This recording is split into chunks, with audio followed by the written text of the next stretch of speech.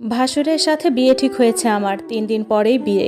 আমার এখনও ইচ্ছে করছে না ভাসুরের বউ হতে। যে মানুষটিকে এতদিন ধরে ভাইয়া ভাইয়া ডেকেছি, বড় ভাইয়ের চোখে দেখেছি, তাকেই কিনা এখন বিয়ে করতে হবে। উনিও প্রথমে এমন প্রস্তাবে রাজি ছিলেন না, ওনাকেও একরকম জোর করেই রাজি করানো হয়েছে।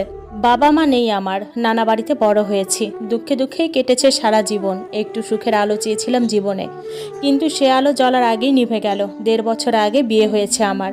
মানুষটা খুব পছন্দ করে বিয়ে করেছে আমায়, প্রেম করে নয়, পারিবারিকভাবে দেখতে গিয়েই পছন্দ করেছে আমায়। আমার শ্বশুর শাশুড়িও আমাকে পছন্দ করেছিল ভীষণ। অনেকটা হুট করেই বিয়ে হয়ে যায় আমাদের। বিয়ের পর থেকে স্বামী অনেক ভালোবাসতো, যেন আমি চোখের আড়াল হলেও কষ্ট পেত। কিন্তু কে জানতো এমন দুর্ভাগ্য লেখা আছে কপালে। হঠাৎ হার্ট অ্যাটাক করে আমার স্বামী মারা যায়। বুঝিনি হার্ট অ্যাটাক করেছে, দুপুরে খেয়ে ঘুমিয়েছিল। সেদিন অনেক মেহমান এসেছিল বাসায়, আমরা সবাই রাতের রান্নায় ব্যস্ত। বিকেলের চা নিয়ে এসে ঘুম থেকে ডাকলাম, কিন্তু আর জেগে ওঠেনি, চলে গেছে চিরতরে। ও মারা গেছে ৩ মাস হলো। আমার নাম তিন্নি। বাবা মা মারা গেছেন ছোটবেলায়, দুজনেই চাকরি করতেন।